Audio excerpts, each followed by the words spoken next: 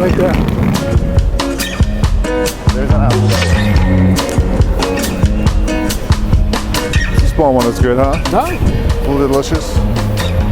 Is this good enough? Yeah. How you doing? Just one apple here. Can you tell me what is the whole point of buying this one single apple here to our audience? What are we going to do with this thing? What are you planning? I dropped it on the other skin. It's okay. No, that's fine. That's fine. All right, so now we're going to go inside, and you're going to get to tell us all about your magic apple. Okay. We're here with the Alvaro. Everybody knows the Alvaro, wonderful RWE faculty. And so, Manny, you were here visiting over the past couple of days, giving talks to our residents at the school on the several different topics. And I wanted to make a couple of videos with you about some of the things that you talked about. So we're going to use this apple to demonstrate what? Actually, it was the length. Where do we stop? Do we stop at radiographic? That's what we spoke.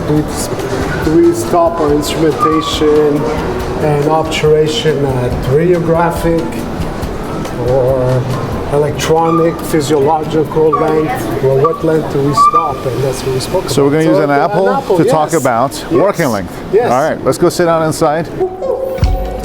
Two cells and a calamari and an apple that begs a lot of explanation here. It's all about endodontics. Basically, it's as endodontists, when you do a root canal treatment, what you're doing, you're like a periodontist of the periapex. Okay, so if you have a lesion, if you have loss of attachment, you are get reattachment, and if you have full attachment because it's a vital case, you want to maintain that attachment. And oftentimes, depending, I don't know if your camera can capture this.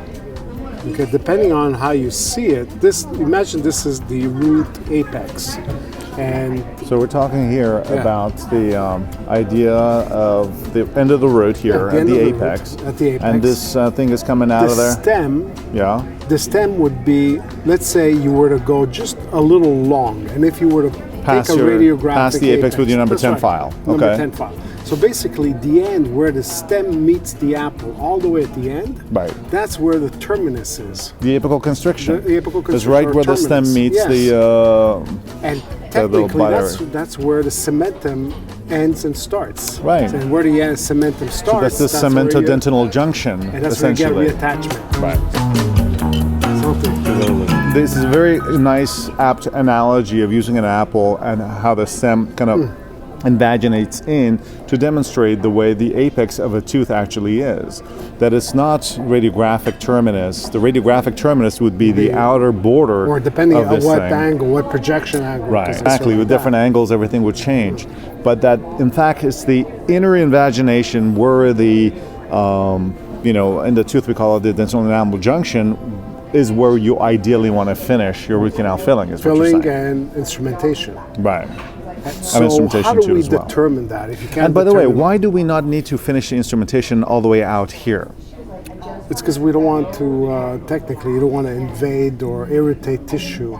Right, and also that area is accessible to our immune cells, right? Yes. So those areas can be generally, the bacteria can be killed with the immune cells. The problem is in the inside past the little constriction where you don't have perfusion that we can't clean. So that's where we need the chemicals to clean that area and mechanically to clean the biofilm out of there, and the body can get rid of the rest theoretically and hopefully in somebody with a good immune system. Yes, right. That doesn't form and doesn't have some weird microbes that can somehow extra-radicular microfloras and right, an extra-radicular biofilm can be formed in some people, which depending on the kind of microbes. Root. Everybody knows about the actinomyces microbes and so on. So there could be other kinds of biofilms that can occur. These are relatively recent findings, and we know that biofilm is not just limited to the inside of the root, but also the outside surface. And just to make it clear, biofilms are it's like calculus. It forms outside the root, and we don't want that. I mean, plaque is traditionally defined as a biofilm, right? Yeah.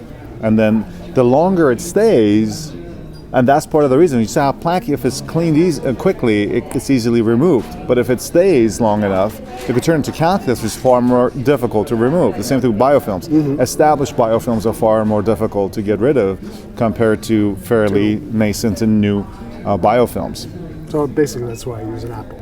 I love the apple analogy. Yeah, so that's terrific. So tell me, Manny, how do you? Well, obviously, the cemento-dentinal junction is a histological term, and it's not one that we can clinically determine, right? I mean, you can't go in there and find out that you're at the histological. You can't do a biopsy or have a scope look in and see where cementum starts. Right. So we determined that the cemento-dentinal junction, or CDJ, is where we want to ideally finish our preparation and obturation, but that's a histological term. So how do we figure out from a clinical point of view where that point is that we can do?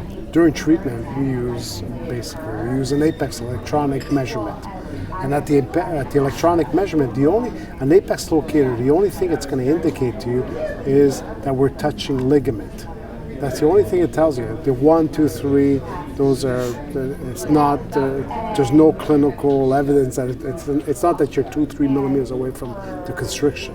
But as soon as it reaches the red, as soon as it rings, it indicates to you that you're touching ligament. So technically, as soon as you reach that point, that measurement, as a rule, we back off from 0.5 millimeter to 1 millimeter away from there to determine our working length. Right. And that would be a constriction. Because as soon as you touch ligament, it's like where the stem touches the inside of the apple. The inside of the that's apple. Where cementum ends and dentin, or radicular dentin, begins. The pulp begins. Exactly. So that's how we determine it. And then after we confirm with a radiograph. Why do we confirm with a radiograph? Most of the time, the reason why it's more prudent to confirm, especially on mesial buccal roots of upper molars, is in order to rule out a second canal. Because if you take one shot and you're an MB1 and you're taking a radiograph and then you're off the midline, that indicates to you there's another canal in that same root or sharing that same root. So that's why it's prudent to take a radiograph as well. Absolutely. The prudent thing I always say, the reason you take a radiograph isn't just to confirm whether your apex locator is right or wrong, but also a radiograph is important in terms of finding out what your apical anatomy is, right? Because you could have a very sharp radius curvature at the apical 3 millimeter that the apex locator is not going to tell you. But you need to have that information in order to make a judgment call about what your master apical file is going to be. Because if you have a very short radius curvature, are you going to want to go to a very large size? Not, because you're going to ledge or cause problems. You have to be careful when you do that. Exactly. So or do it very carefully. Right. That's a good point. So that's the master. The file shot is important, not just from the length point of view, because the apex locator is more accurate than the radiograph. But it's important in terms of your determination as to what you should do, what your master apical file is going to be. To know also the anatomy. The anatomy of the apex, exactly. And if you have two files joining in the same root, right. Are they joining? Because those are areas where you have a risk of fracturing an instrument. Exactly. So that's basically why we're using an apple. That's terrific. I think the apple analogy is very apt, and I'm really happy that you kind of came up with this idea, because I think it really puts together the whole concept of this invagination at the apical area, and this whole argument that we've had historically over whether the radiograph thick apex, apical terminus, should be the finishing point for your instrumentation and fill, versus a 0.5 millimeter short versus, obviously there have been studies that show. But the thing is, we know with molars and premolars that most of the time you're short of the radiographic apex.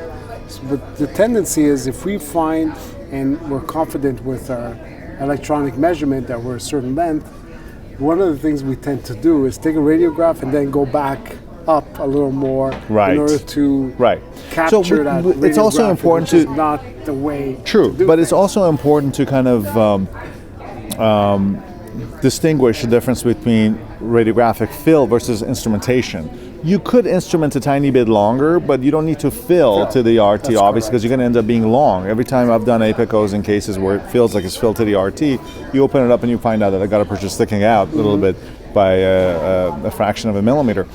So instrumentation and obturations is different. That could help you maintaining patency, which is a whole different argument and a whole different video we should probably do at some point, talk about patency. But this also brings up a good point about what you do at the Apex, Manny, about another area for which you were teaching a residence this morning, which is the area of apical gauging, which is very important itself. Because one of the dimensions we always talk about in endodontics and root canal treatments is the length of the canal. Absolutely. Well, what's the length? Is it 23 millimeters, 18, whatever? But there's a dimension that we seem to have forgotten over the years, and that's the apical dimension. The apical fit. Absolutely. The apical gauge. That's an important, because that's super important, Manny. Yes. But let me take a break here. We're going to come back because we're going to break this down to two little video segments, so it doesn't end up being too long. And we'll come back after this little quick break, and you guys can follow it in the part 2 video of an interview with our beloved Dr. Emanuel Alvaro on the engaging and entertaining topic of apical gauging. All right. And apples. See you guys in the next segment.